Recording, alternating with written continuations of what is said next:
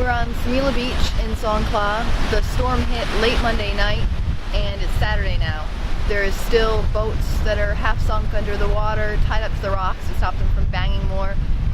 According to locals, that's the only Thai aircraft carrier behind us that's been brought in for some help, for some relief.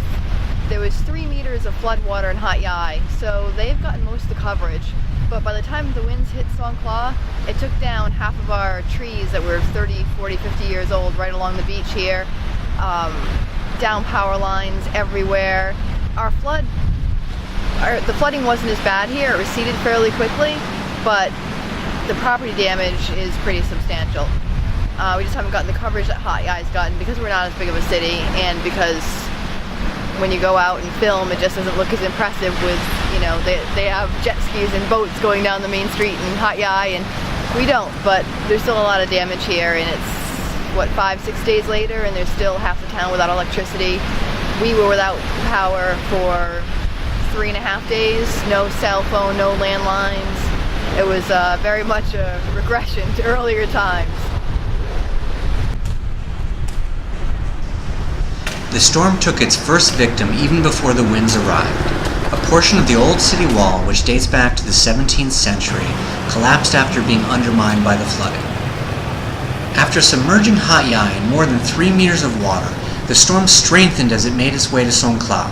The news always described it as a tropical depression, but that would mean sustained winds less than 38 miles per hour.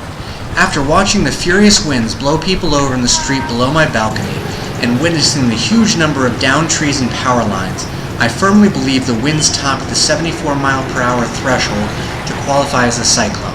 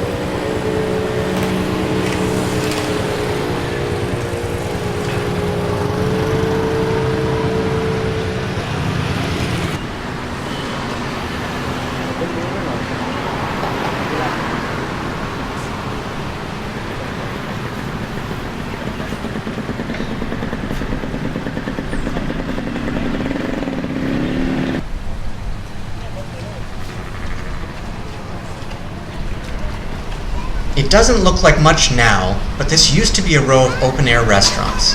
As you will see a little later, they have already begun rebuilding.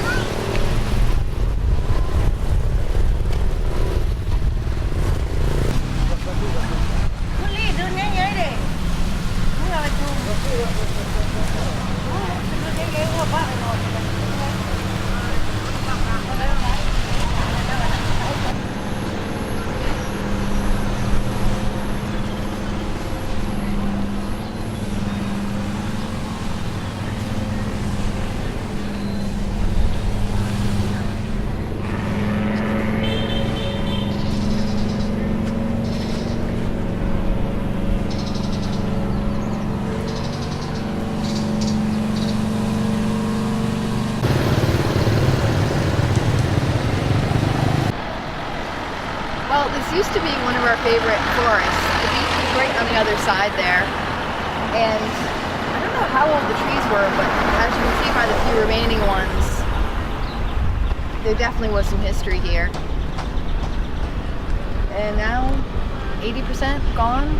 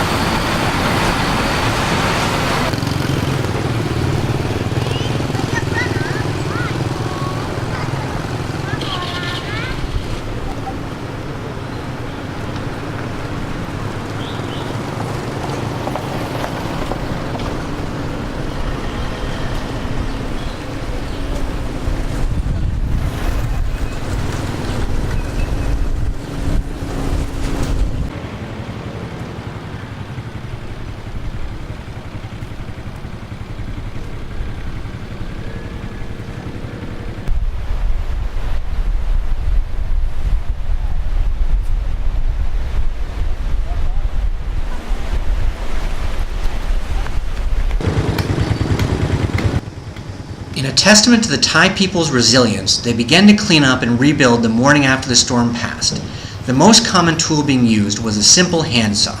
No matter how big the tree, it was slowly but surely cut into manageable pieces and left by the side of the road for eventual removal. Work crews were everywhere, doing their best to restore essential services. There was no power, water, phone service, and we were trapped in the city with roads impassable on one side and the ferry out of service on the other. Neighbors helped each other clean up, begin repairs, find water, and anything else that was needed.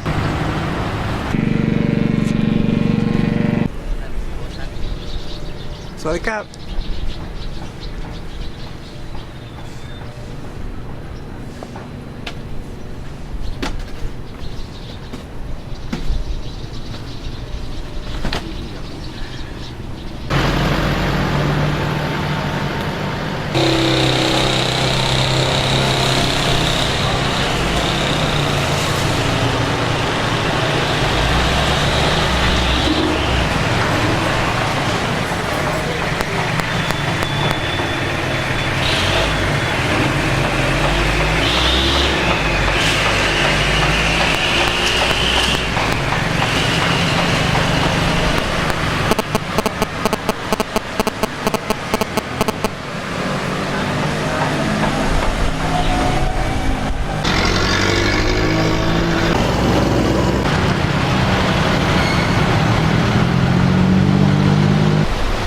Despite the devastation, people picked themselves up and tried to create some semblance of normalcy. No matter what happens in Songkhla, it seems there's always someone taking a picture with the famed mermaid.